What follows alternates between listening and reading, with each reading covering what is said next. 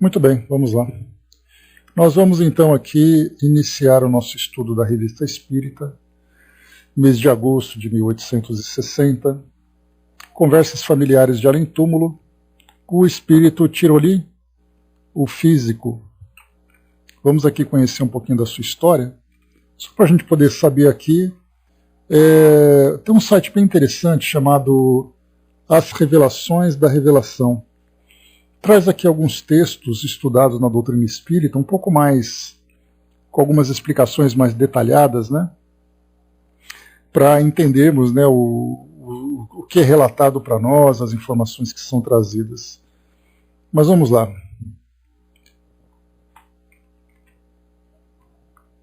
Vocês me ouvem, né?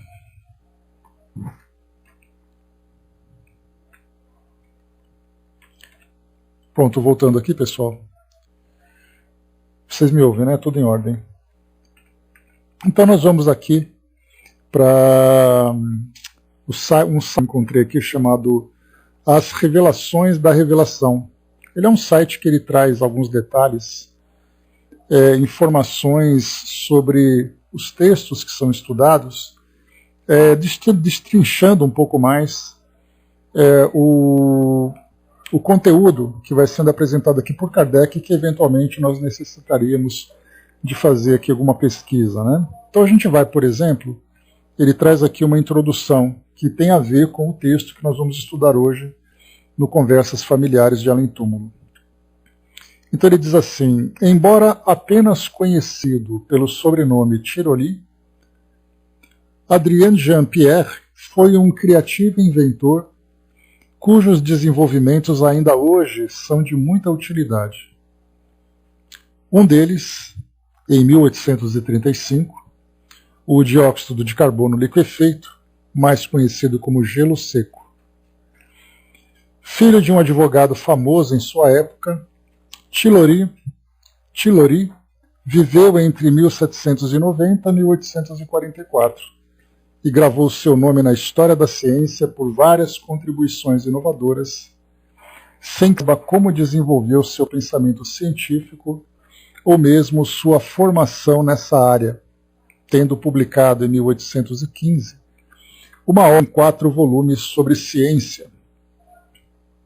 Então aqui ele foi morto, né? Ele morreu com 69 anos de idade, e ele foi tema de uma crônica do jornal Patrie, em 22 de setembro de 1859. Então, essa aqui é uma pequena introdução para a gente fazer. Mas então, vamos para a nossa revista espírita, né? Eu fiz aqui, vocês não ouviram, porque o microfone provavelmente caiu. Mas vamos lá. Conversas Familiares de Além-Túmulo. Tiroli, o físico. Então a história diz o seguinte para nós.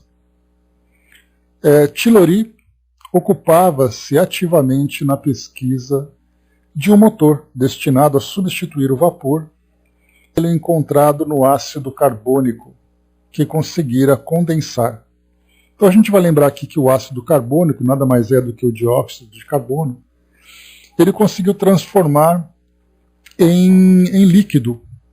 E depois de transformar em líquido, ele não tinha percebido que aquele líquido ele acabava então se tornando como se fosse neve.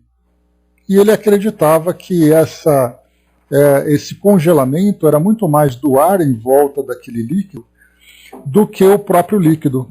E na verdade ele tinha acabado de descobrir o gelo seco, que ele era utilizado depois, que pode parecer uma descoberta sem grande utilidade, mas para o meio científico, o gelo seco ele tem a capacidade de manter em baixíssimas temperaturas determinadas substâncias, e para isso favorece significativamente os experimentos em laboratório.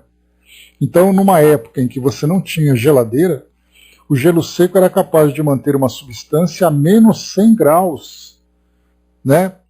Então, centígrados. Então isso é algo importante, porque alguns experimentos precisavam de refrigeração, até mesmo no campo da biologia, da química ou da física, estudando, por exemplo, sobre a dilatação ou a contração de materiais, congelamento de tecidos. Então o gelo seco tinha um significado importante. E ele acabou descobrindo acidentalmente, que essa é a parte mais interessante, porque depois que ele apresentou o relatório dele, da capacidade de condensar o dióxido de carbono, o pessoal da Academia Francesa de Ciência que foi dizer para ele exatamente o que aconteceu. Disseram, olha, o que aconteceu aqui foi o congelamento do dióxido de carbono. E você achava que era apenas ali a liquefação, né, a condensação. Então essa foi uma descoberta valiosa que ele apresentou. E na verdade o que ele queria também é transformar o motor, né, a capacidade do motor a vapor, trazer uma potência maior. Porque o vapor naquela época ele era um elemento que começava ali a apresentar alguns resultados, ele não era muito levado a sério. Tanto é assim que nós estudamos, né, na própria história da doutrina, que o primeiro motor a vapor para barcos, quando foi apresentado na Inglaterra, ele foi rejeitado, né? Inclusive o próprio inventor do motor a vapor para barcos, que ele acabou sendo motivo de piada dentro da academia.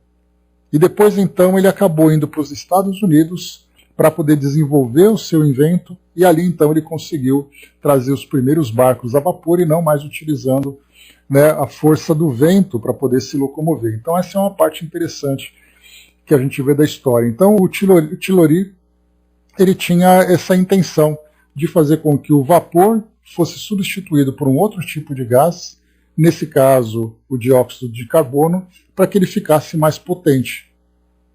E ele conseguiu ali trazer alguns resultados, né? Só que também trouxe grandes problemas.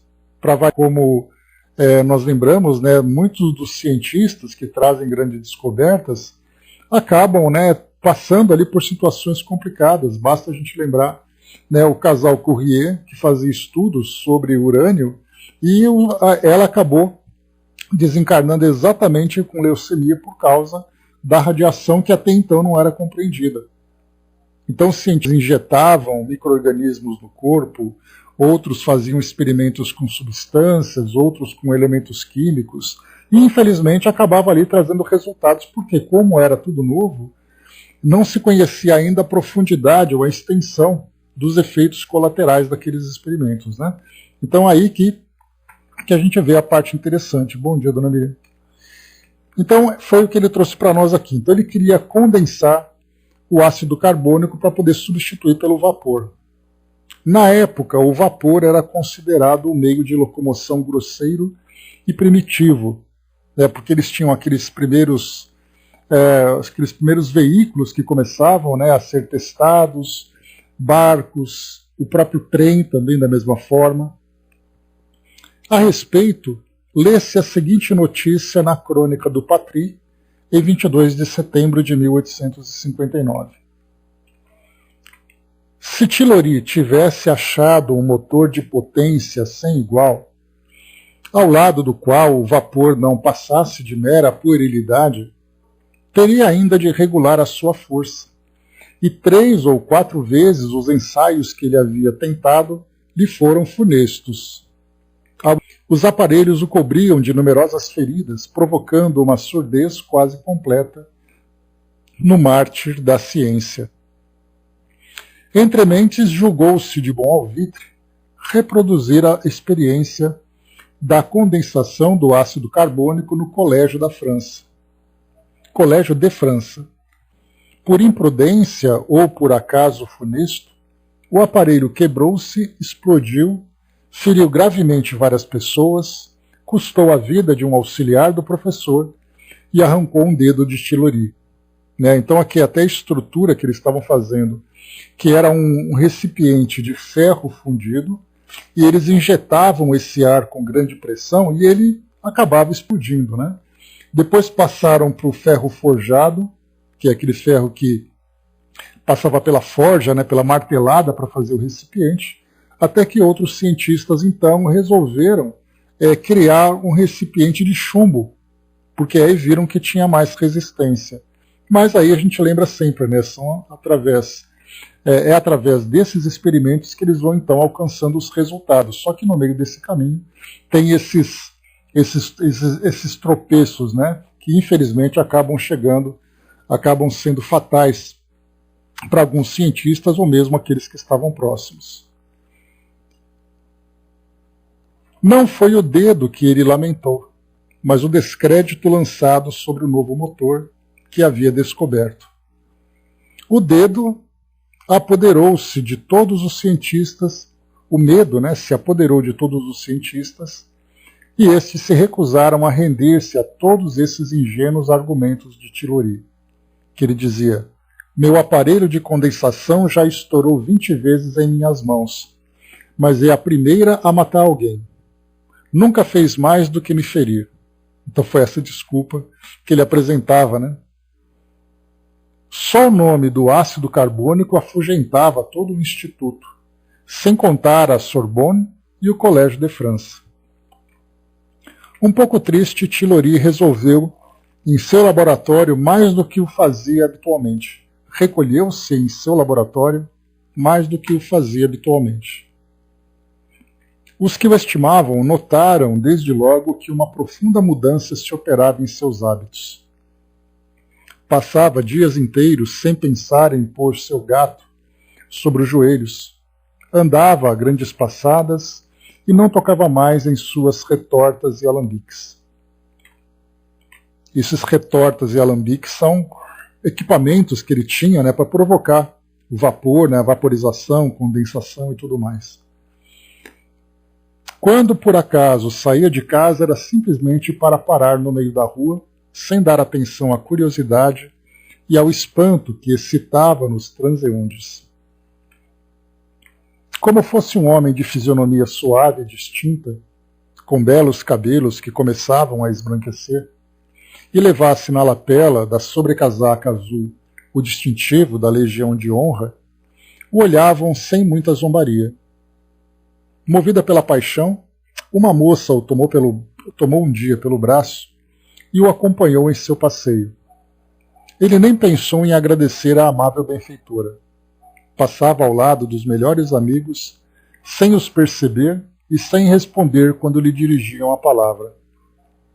A ideia fixa se havia apoderado dele, essa nuance imperceptível que separa o gênio da loucura. Então aqui a gente fala, né, da monoideia, daquele monoideísmo, né, que o espírito então fica preso dentro de uma fixação. E aí nós vamos encontrar vários outros relatos de cientistas pelo mundo, né, que eles simplesmente dedicam a vida para determinados experimentos e eles não mudam suas ideias enquanto eles não alcançarem esse resultado. Por isso essa colocação nessa crônica é muito interessante, né? Essa nuance imperceptível que separa o gênio da loucura. Muitas vezes a loucura acompanha a genialidade. Certo dia conversava no laboratório com um de seus amigos. Então, disse ele, finalmente resolvi o meu problema. Como sabes, há algumas semanas meu aparelho de condensação quebrou-se na Sorbonne. Algumas semanas? Interrompi-o. Mas já se passaram vários anos. Ah, continuou ele, sem se desconcentrar. Então levei tanto tempo para resolver meu problema? Afinal de contas, que importam algumas semanas ou anos, desde que tenho a solução? Sim, meu amigo, não só uma explosão é impossível, mas ainda essa força terrível, eu a domino. Faço dela o que quiser. É minha escrava. Posso entregá-la à vontade para arrastar massas enormes, movimentar máquinas gigantescas, ou obrigá-la a movimentar-se com os mais delicados e frágeis impulsos.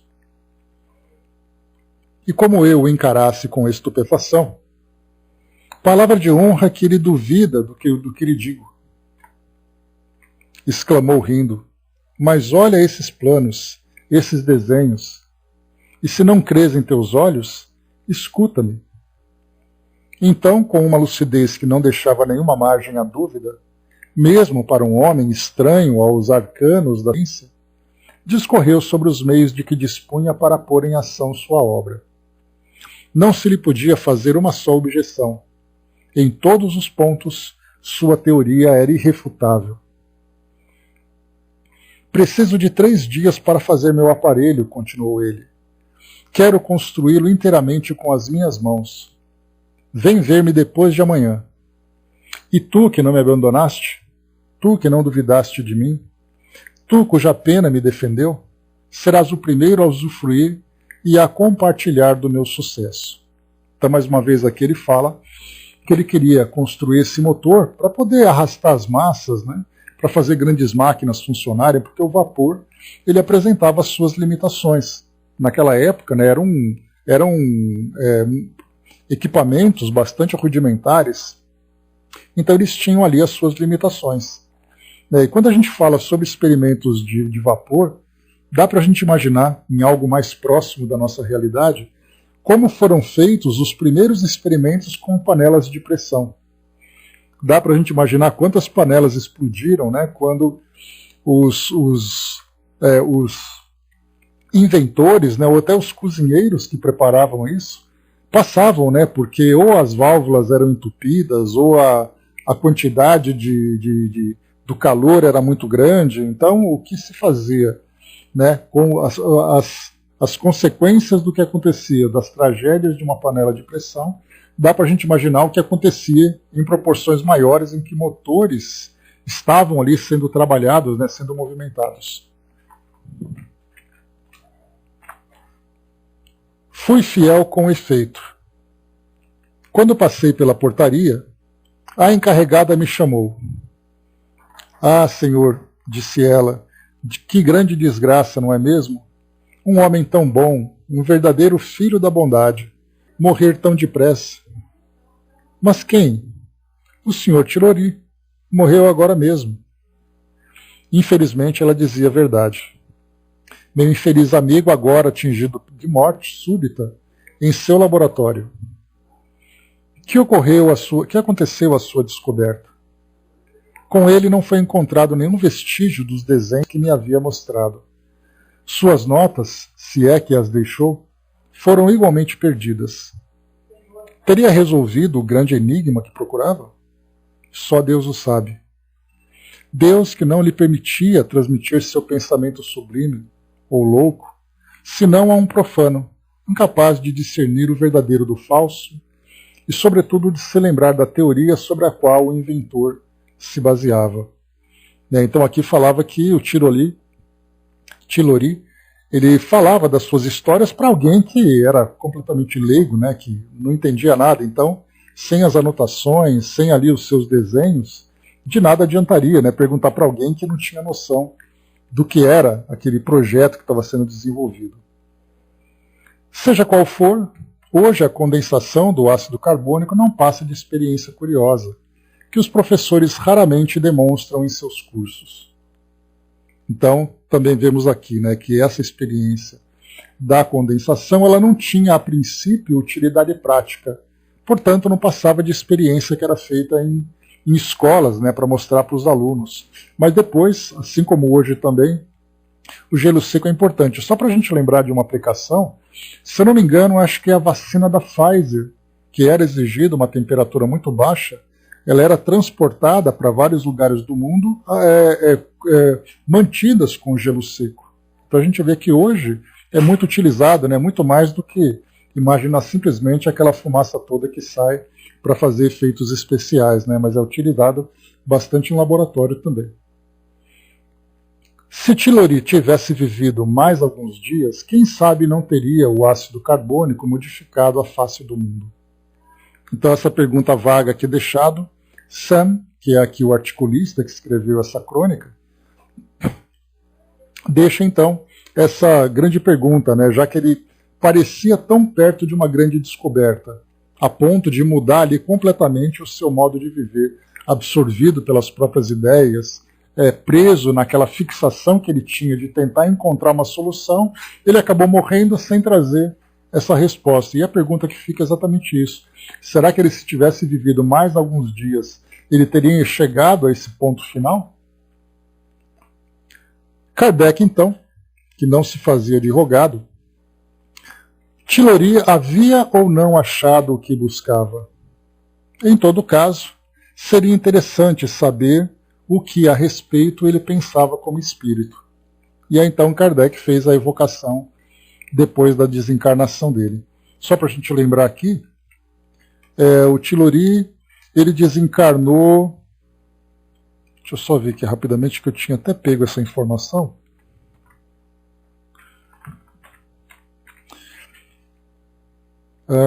Rapidamente, só para pegar a data da desencarnação dele, para ver quanto tempo ele levou depois.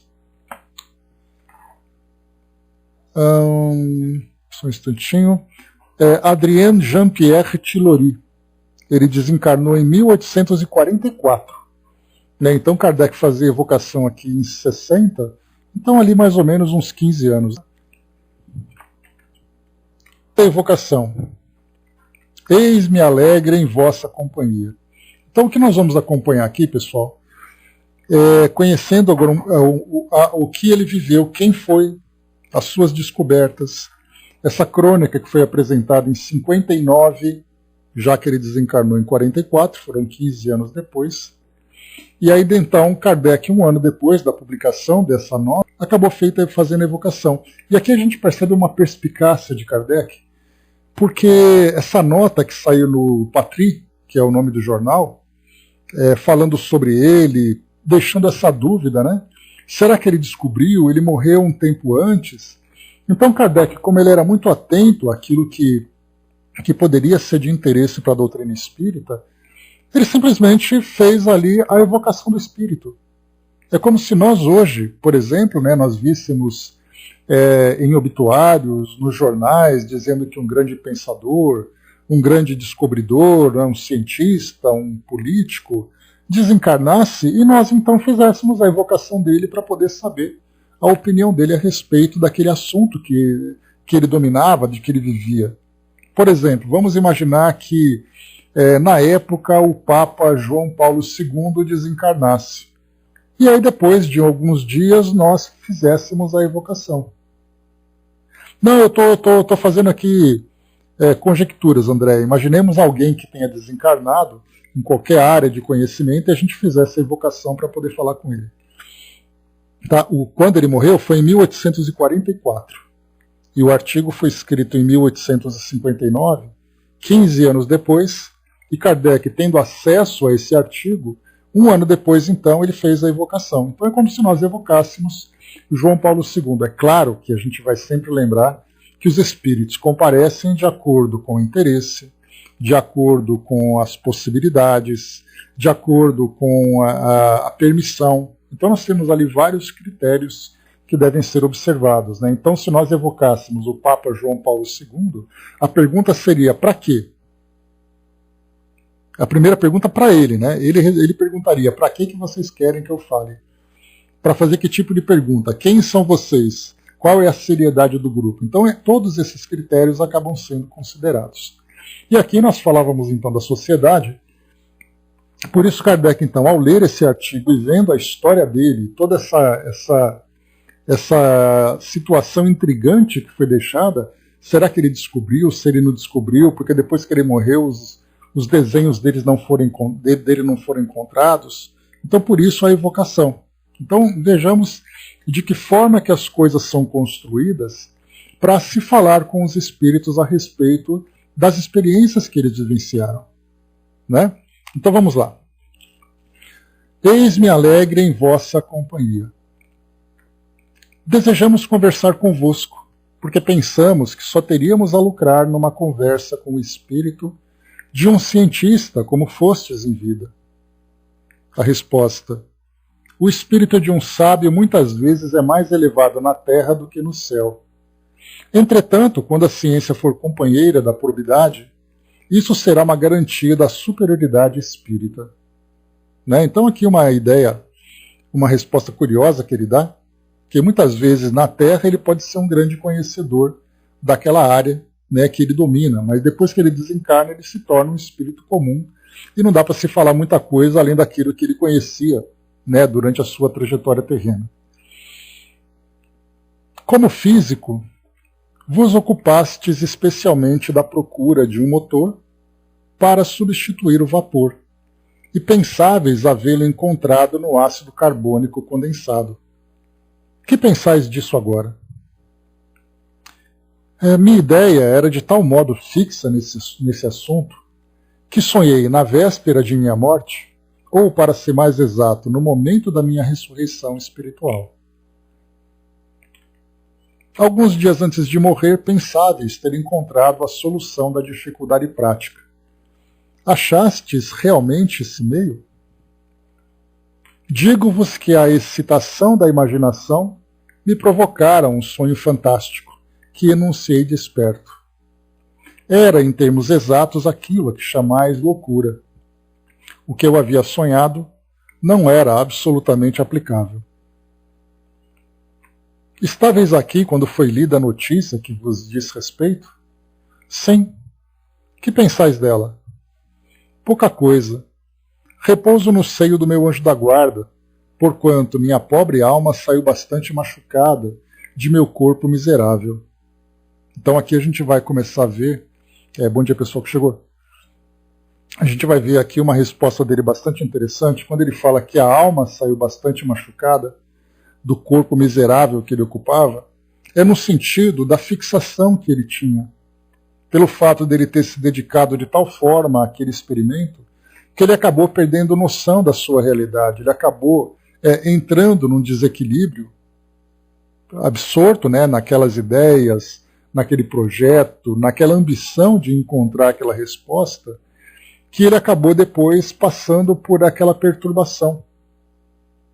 Então essa é a diferença de um para outro. Nós vemos, por exemplo, a história do espírito Mozart, né, conhecendo um pouco da sua trajetória terrena, naquele final da sua existência, ele também estava ali naquela fixação, com aquela música, a música que tomava a vida dele não mais como uma arte, como algo sublime, mas como uma verdadeira fixação.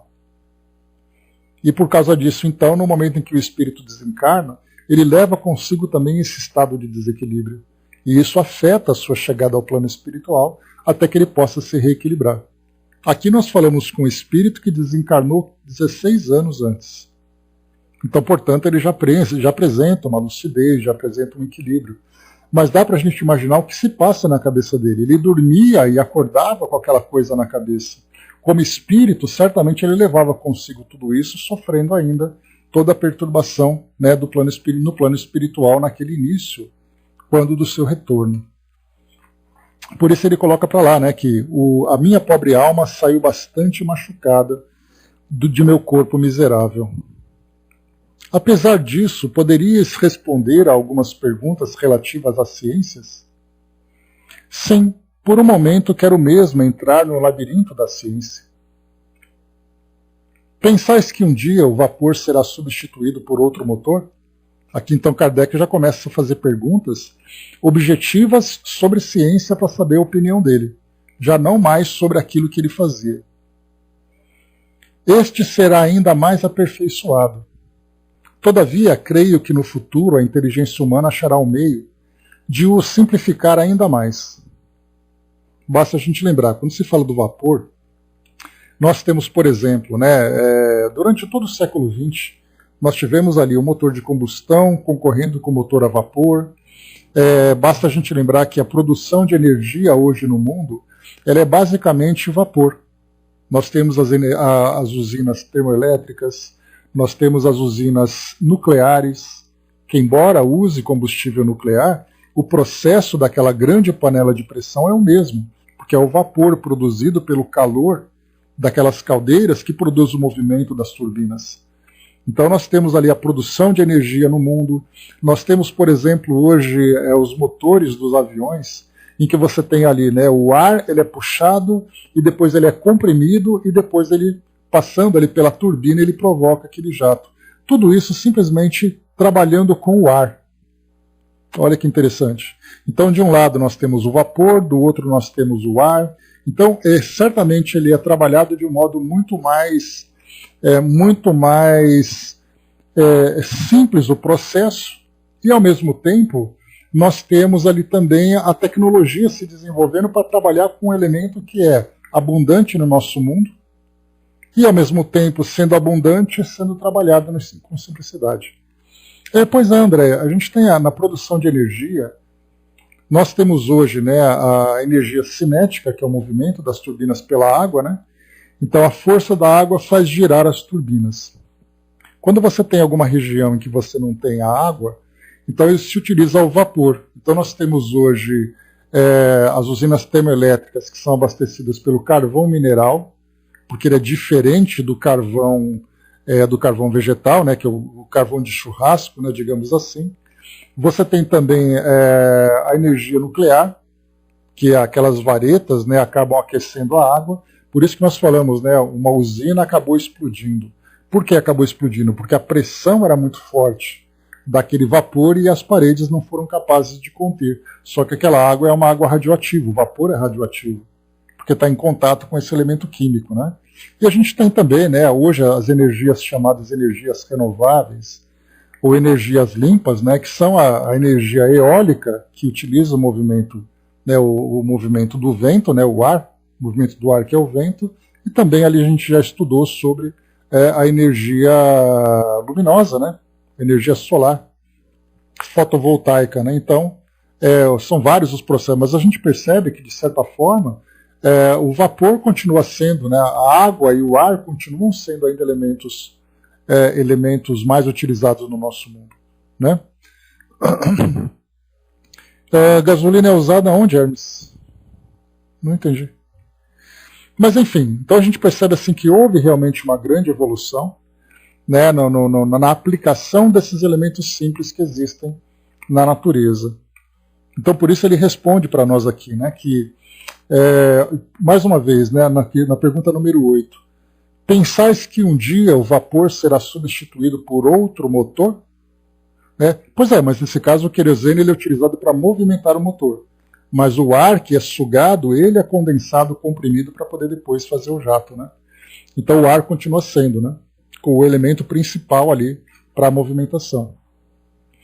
Então por isso que ele coloca, né, que o vapor será ainda mais aperfeiçoado. Todavia, creio que no futuro a inteligência humana achará um meio de o simplificar ainda mais. Que pensais do ar condensado como motor? O ar condensado é um excelente motor, mais leve que o vapor e mais econômico. Quando se souber dirigir o seu emprego, terá mais força e, portanto, mais velocidade. Né? Esse ar condensado, né, a gente pode colocar, em vez de condensado, o ar comprimido, que é exatamente aquilo que a gente fala das turbinas dos motores dos aviões. Né? Então, e os carros também, agora começando a utilizar ali o hidrogênio. Então, enfim, temos ali os combustíveis sendo desenvolvidos. Mas agora voltando ao tema que ele trouxe, né? Que pensais agora do ácido carbônico condensado utilizado para tal fim? Eu ainda estava muito atrasado. Serão necessárias numerosas experiências e longos e difíceis estudos para se chegar a um resultado satisfatório. A ciência ainda tem tanto a fazer. Né? Eu, sinceramente, não conheço nada que seja feito com esse ácido, com dióxido de carbono, dióxido de carbono condensado. Né? Então, não sei se teve grande evolução por esse caminho. Dos diferentes motores de que se ocupam, qual deles julgais que triunfará? O vapor agora, mais tarde o ar condensado. A gente vê aqui que, embora a conversa seja dirigida com um propósito científico, a gente vê que o espírito não traz grandes revelações, porque ele continua falando a respeito do seu ponto de vista. Ele não está trazendo nada para nós miraculoso. Era uma área que ele estudava, era aquilo que ele acreditava que podia ser certo, mas depois de um tempo a gente poderia ver que de repente nada do que ele previu, ele acreditava, se concretizasse, mas enfim, né, é simplesmente uma conversa de um espírito dando a sua opinião, e é o que Kardec pede para ele. Pede a opinião dele a respeito desses temas. Chegaste a ver Aragon? Sim. Né? A gente já estudou sobre ele também, inclusive. Aqui uma das perguntas, né, que chegaram para nós, aqui um dos artigos que Kardec publicou. Discutis entre vós as ciências? Algumas vezes as faculdades de nossa inteligência se voltam para os estudos humanos. Gostamos muito de assistir às experiências que são feitas. Mas quando se volta ao céu, não se pensa mais nisso. E depois, como já vos disse, estou repousando. Aqui também essa questão ela é bastante valiosa para nós. Porque a gente vê que o espírito estando no plano espiritual, os seus interesses se transformam. Porque tudo aquilo que nós estudamos hoje, por exemplo, no campo da engenharia, a engenharia elétrica, eletrônica, mecânica, civil, engenharia ecológica, seja lá qual for a área de atuação, ou até mesmo em outras áreas, você estuda sobre direito, você estuda sobre economia, sobre administração, áreas das mais variadas, a gente percebe que tudo isso diz respeito ao mundo terreno, nas suas aplicações. Então o que a gente pode ver são espíritos que se aproximam, como nós vimos ontem, né, conversando ali naquele artigo que foi publicado lá no livro Crônicas de Além Túmulo, Humberto de Campos ele fala sobre a visita dos espíritos às instituições terrenas. Então, qual é o interesse dos espíritos em vir aqui para o mundo físico para se aproximar daquilo que nós encarnados estamos fazendo? E aí nós vimos ali no que ele colocou naquela primeira parte, que ele dizia assim, a visita dos encarnados aqui, dos desencarnados, junto aos encarnados, isso é muito mais comum do que nós imaginamos. Principalmente porque muitos daqueles espíritos que iniciaram determinadas ideias aqui no mundo, eles continuam ainda trabalhando com essas ideias no plano espiritual. E é muito natural que eles se aproximem dos encarnados para continuarem trazendo ali as suas ideias, apresentando ali fazendo as suas influências, né, para que nós continuemos dar desenvolvimento naquele projeto que foi iniciado. Então eles visitam as instituições, então é muito comum, por exemplo, espíritos visitando centros de filosofia, centros de ciências, universidades, porque são espíritos interessados naquela área, centros artísticos da mesma forma. Por exemplo, vamos imaginar um espírito como Mozart, em que a música era o centro das suas atenções. E nós pensamos, mas não é natural que ele continue ainda exercendo alguma influência sobre aqueles que fazem música aqui no mundo? Ao pensarmos, por exemplo, como Isaac Newton, um grande cientista, não é natural que ele continue acompanhando o desenvolvimento das nossas descobertas aqui no mundo?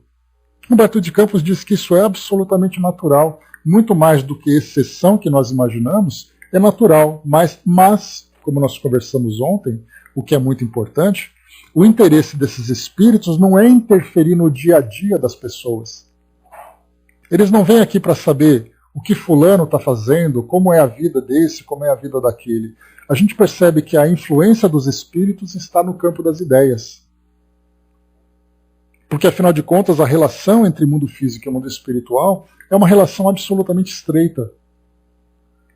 Porque nós nos influenciamos mutuamente e é muito natural que as ideias continuem a se desenvolver a partir dessa colaboração entre os dois planos. Porque, como eu coloquei para vocês ontem, no plano, quando nós falamos no âmbito do espírito, as ideias são o ponto comum. Quando nós falamos na vida prática, na vida do dia a dia, aí então nós temos uma diferença entre a vida no mundo físico e a vida no mundo espiritual. Aquilo que nós fazemos no mundo físico é diferente daquilo que nós fazemos no mundo espiritual, porque são rotinas diferentes, objetivos diferentes.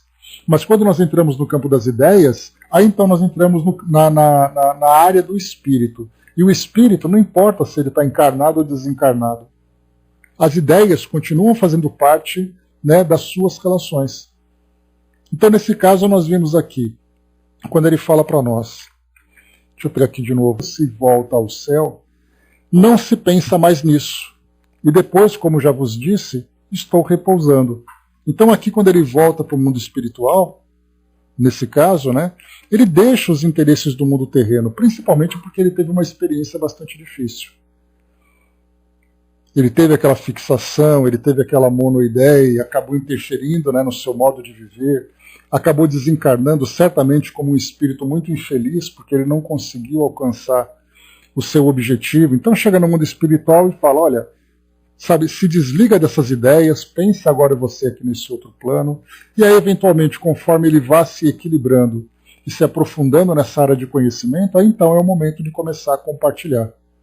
Mas para ele em especial, quando ele coloca, estou repousando no seio do meu anjo da guarda, mostra exatamente isso, se desliga daquilo agora para você retomar o seu equilíbrio para depois se desenvolver. Então, esse intercâmbio, como nós vimos, é bastante natural. Hermes colocou, né, no plano extrafísico, o conhecimento chega mais rápido, né?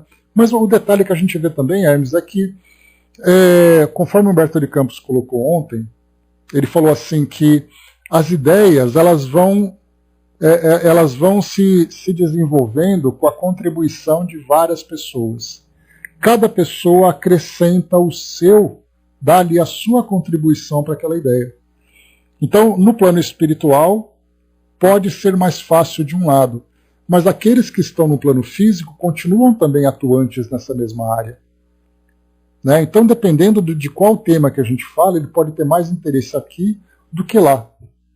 Na filosofia, certamente lá.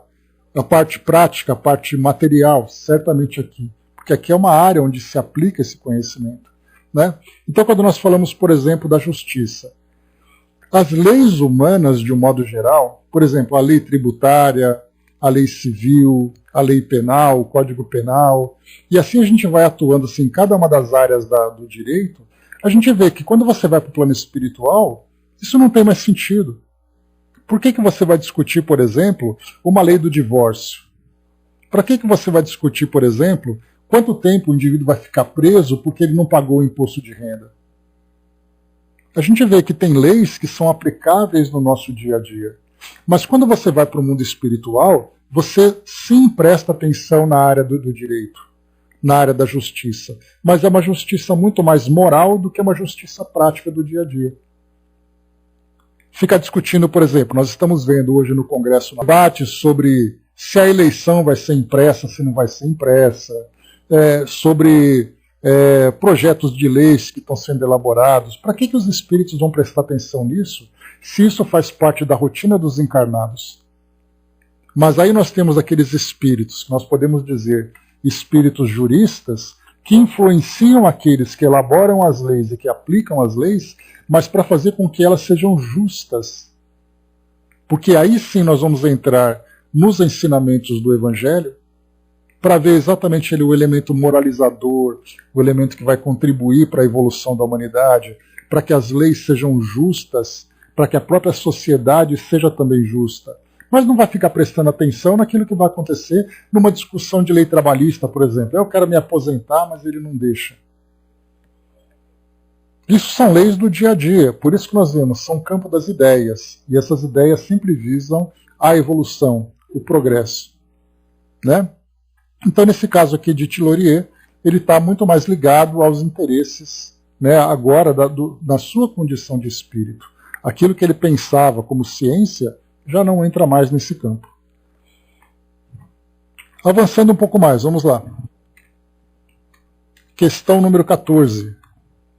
Ainda uma pergunta por obséquio, mas muito séria. Caso não possais respondê-la por vós mesmo, tende a bondade de vos fazer assistir por um espírito mais competente. Sempre nos disseram que os espíritos sugerem ideias aos homens e que muitas descobertas têm essa origem.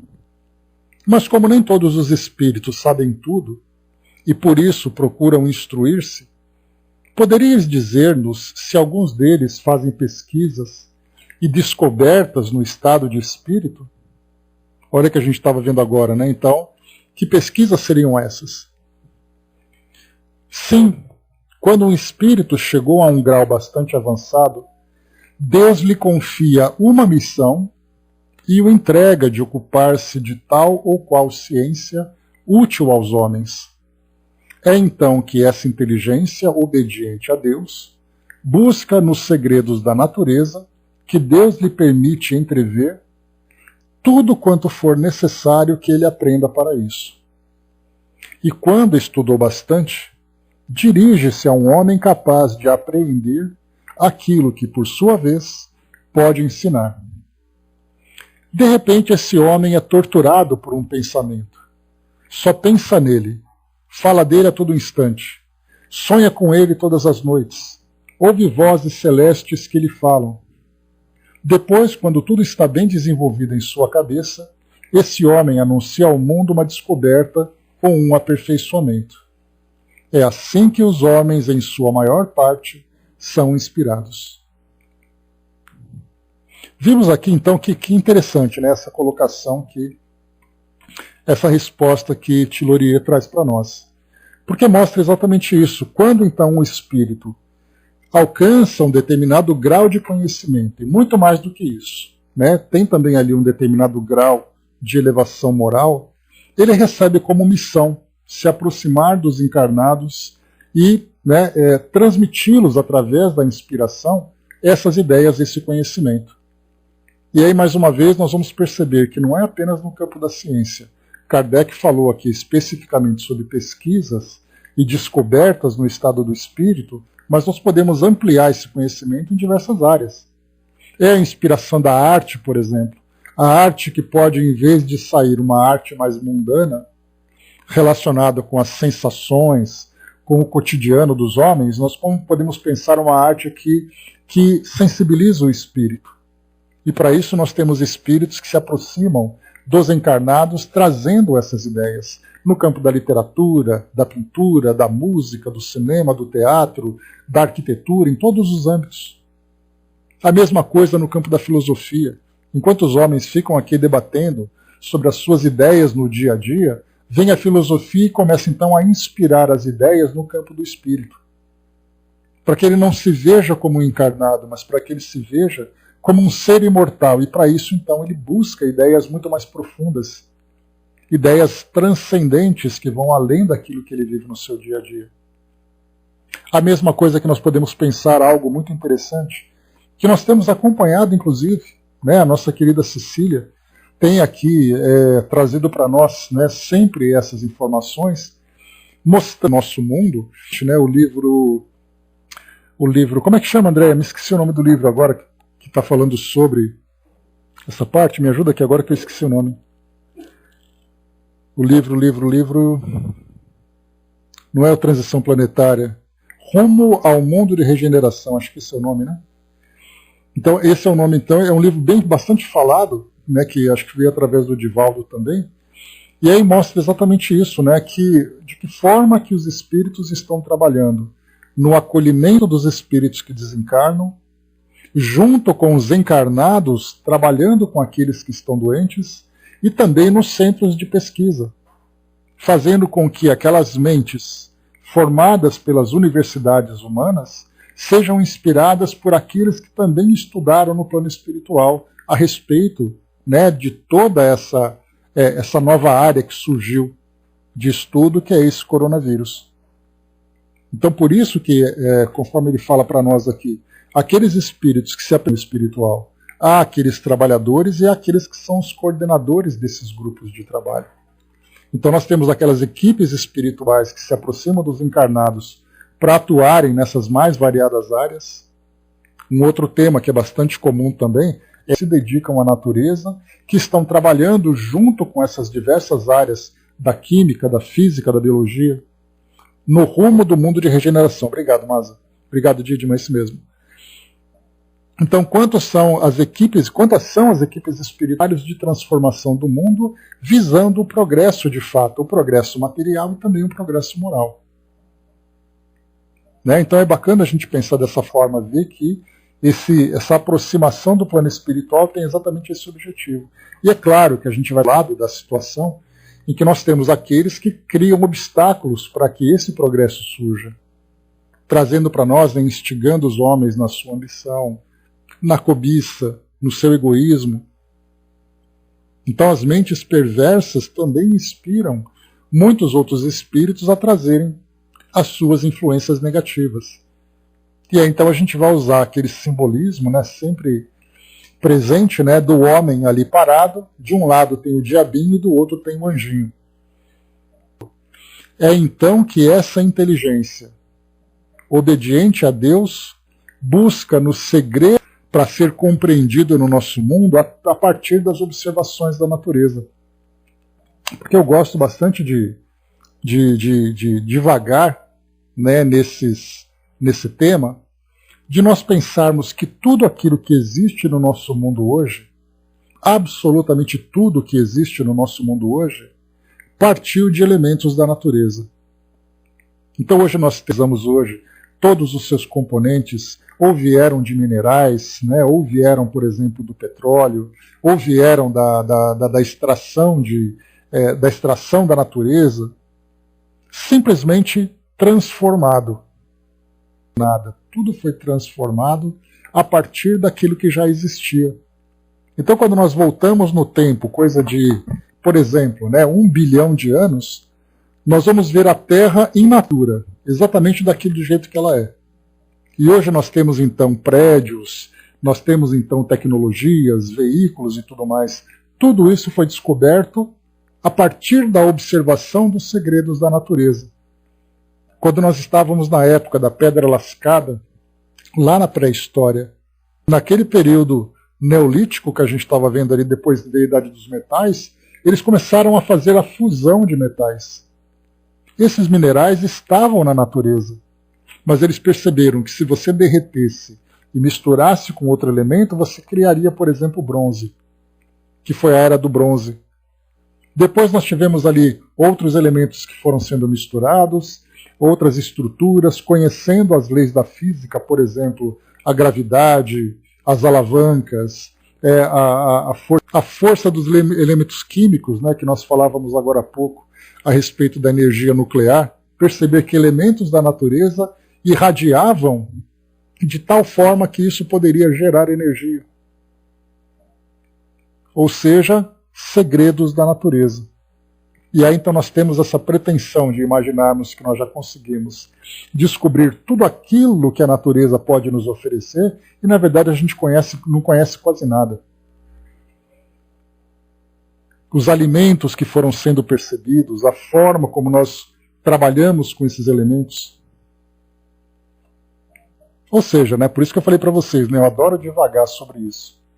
De pensarmos, por exemplo, né, hoje a gente tem na nossa culinária os temperos, nós temos na nossa culinária os preparos, os tipos de alimentos que são colhidos na natureza.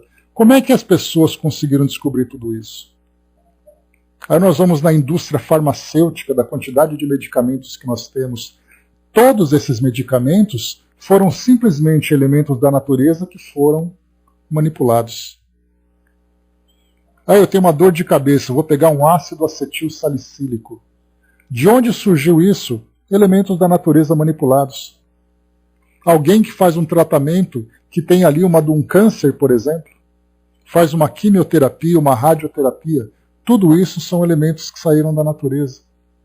A terra bruta foi extraída, o homem aplicou a sua inteligência, aplicou as necessidades, as inspirações, tudo isso faz parte desse processo. Vamos em frente, senão eu fico aqui o dia inteiro falando sobre isso. O Hermes colocou, né, a natureza reflete a beleza da imensidade, que não são menos admiráveis do que aquilo que daí Me explica melhor, Hermes, não entendi aqui.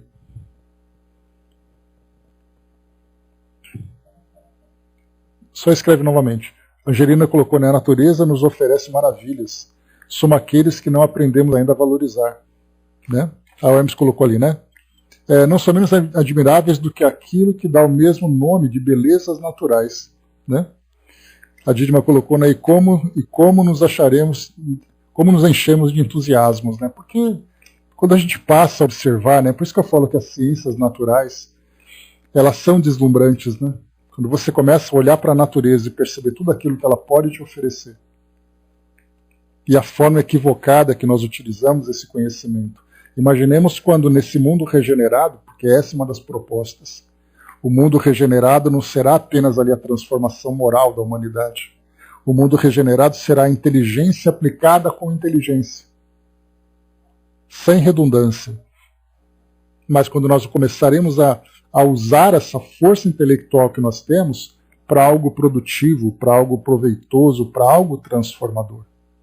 Né? O Hermes lembrou ali a questão 236C. Legal, né? Já imaginou o valor do silício na informática? Pois é. A gente pensa, né, o Brasil, eu fico imaginando, né, a gente olha assim, hoje nós estamos no século XXI com todas essas facilidades. Se nós fôssemos jogados 200 anos no tempo, será que nós teríamos capacidade de trazer esse conhecimento para as pessoas? Nós seríamos capazes, por exemplo, de criar um computador, criar um celular, criar um remédio, pelo fato de nós usarmos esses equipamentos? A gente vai lembrar, claro que não, porque nós não temos conhecimento técnico para isso.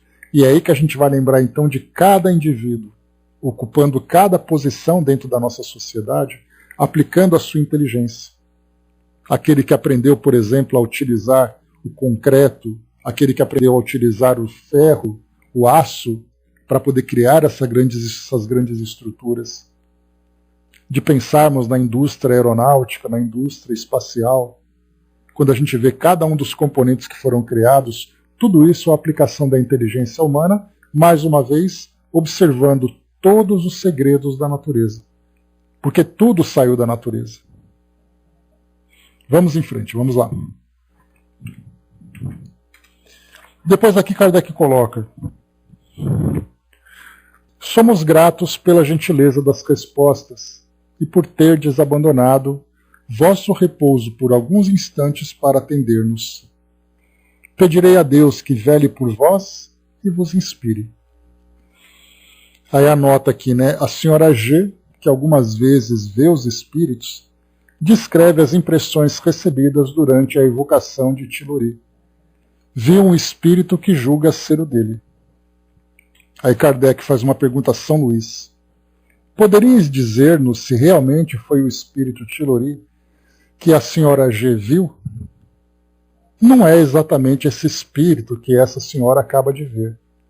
Mais tarde, seus olhos estarão habilitados a discernir a forma do perispírito e ela distinguirá os espíritos perfeitamente. No momento, é uma espécie de miragem. Então, na verdade, ela não conseguiu ainda perceber tudo isso, né? Não conseguiu ainda ter a... Aqui, deixa eu ver aqui para nós. Cecília, querida, foi só fazer aqui a lembrança que ela aparece aqui. Muito obrigado, Cecília. Beijo para você. E ela traz para nós assim: graças a Deus, Cecília, na graça de Deus.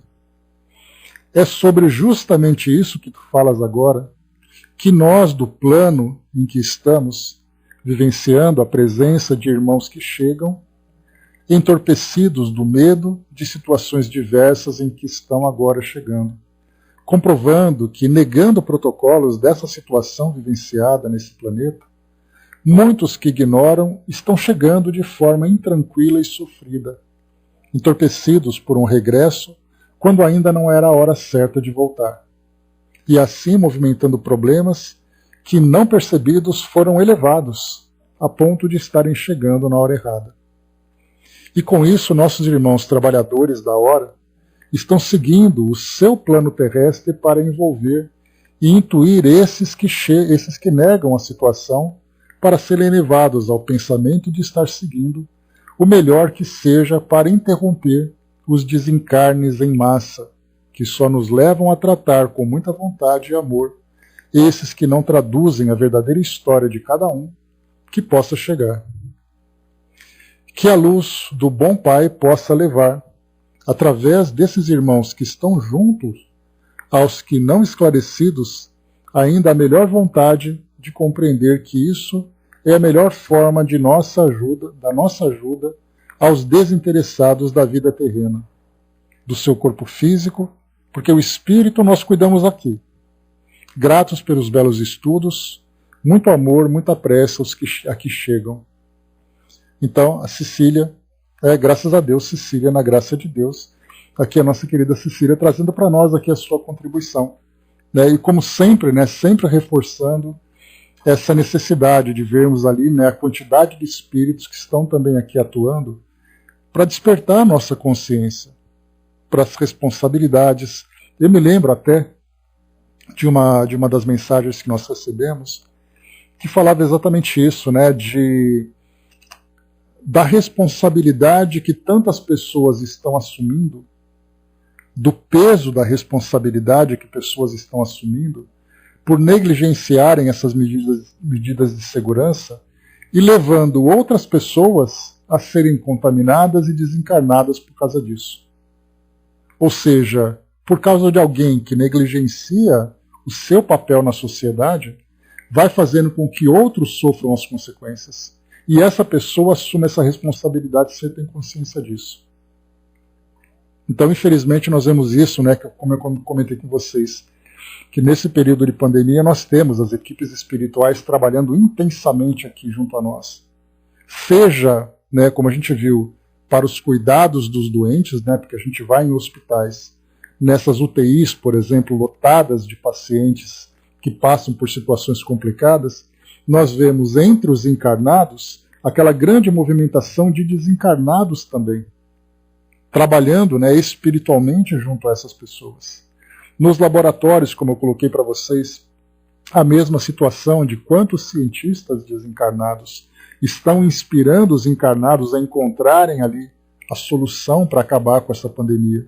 Mas, ao mesmo tempo, nós vemos no âmbito social a grande quantidade de espíritos inspirando líderes, inspirando aqueles que são modelos para a sociedade, para cumprirem, né, esses protocolos que são aplicados aqui para todos nós, para que nós despertemos a nossa consciência, para que tenhamos essa visão da nossa responsabilidade sobre tudo isso.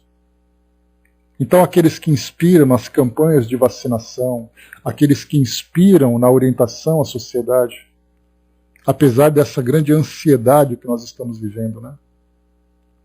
Porque enquanto isso não for cumprido, como a Cecília colocou para nós, quantos e quantos são os espíritos que chegam no plano espiritual antes do tempo, porque estavam aqui para poderem se desenvolver e cumprirem aquilo que existia na sua programação reencarnatória, e eles desencarnam precocemente, não apenas tomados pela perturbação, como também por essa ideia de um dever não cumprido. Ou seja, aquilo que precisava ser colocado em prática não foi colocado. Então ele volta com essa pendência, agravado pela antecipação da sua desencarnação e mais por todo o medo de que é tomado. E os espíritos estão trabalhando. E nós aqui, por da nossa parte, ignorando completamente toda essa grande movimentação que acontece nesses bastidores. O Brás lembrou aqui, né, o tal livre-arbítrio descontrolado gerando karmas coletivos, né? É aquele trecho, né, Brás, que a gente lembrou do livro Obras Póstumas, sobre expiações coletivas. Aquele texto fala bastante sobre isso. As responsabilidades que nós assumimos individualmente e coletivamente, por isso nós vamos reencarnando dentro daquele mesmo ciclo para poder consertar aquilo que nós fizemos equivocadamente anteriormente. André colocou, né, às vezes fico pensando, né, que trabalhamos e às vezes reclamamos. Será que quando chegarmos lá conseguiremos trabalhar assim? Eles são incansáveis em nós. Pois é, mas o bom é que a gente vai se habituando ao trabalho, né, André? Se habituando sempre a colocar em prática aqui, né, os nossos esforços, a nossa boa vontade, para quando chegar do outro lado a gente já tem pelo menos o início. Para a gente finalizar, meus amigos, vamos lá, só para a gente concluir aqui esse trecho. Então aqui Kardec coloca, começa por aí, né, soldado? As perguntas complementares que seguem também foram dirigidas a São Luís. Se os autores de descobertas são assistidos por espíritos que lhes sugerem ideias, como é que alguns homens creem em inventar e nada inventam, ou só inventam quimeras? É que são iludidos por espíritos enganadores, que, achando o seu cérebro aberto ao erro, deles se apoderam. Como se explica que o espírito escolha com tanta frequência homens incapazes de levar uma descoberta a bom termo? São cérebros desprovidos de previsão humana, os mais capazes de receber a perigosa semente do desconhecido. Deixa eu começar de novo. São cérebros desprovidos de previsão humana, os mais capazes de receber a perigosa semente do desconhecido. O espírito não escolhe tal homem por ser incapaz. É o homem que não sabe fazer frutificar a semente que lhe é dada. Mas então a ciência que sofre com isso, e isso não explica porque o espírito não se dirige preferencialmente a um homem capaz. A ciência não sofre, porquanto o que um esboça, o outro termina. E durante o intervalo, a ideia amadurece. Quando uma descoberta é feita prematuramente, obstáculos providenciais poderão opor-se à sua divulgação? Aqui é interessante isso, hein?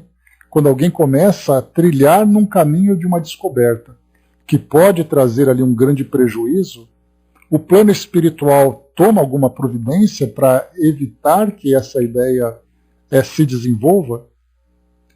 O desenvolvimento de uma ideia útil jamais é detido. Deus não o permitiria. É preciso que ela siga seu curso. E aí vem também depois as consequências, né? Eu fico pensando exatamente isso na energia nuclear, quando ela começou a ser estudada na década de 1930, para chegar depois na bomba nuclear durante a guerra. Quando Papin descobriu a força motriz do vapor, numerosos ensaios foram feitos para utilizá-lo e obtiveram-se resultados bastante satisfatórios, mas que ficaram no estado de teoria. Como se explica que tão grande descoberta ficasse adormecida durante tanto tempo, desde que se possuíam os seus elementos? Não faltavam homens capazes de a fecundar. Isso foi devido à insuficiência dos conhecimentos, ou não era ainda chegado o momento da revolução que ela deveria operar? Então ele fala aqui sobre, né, os resultados da descoberta do vapor, da força motriz do vapor.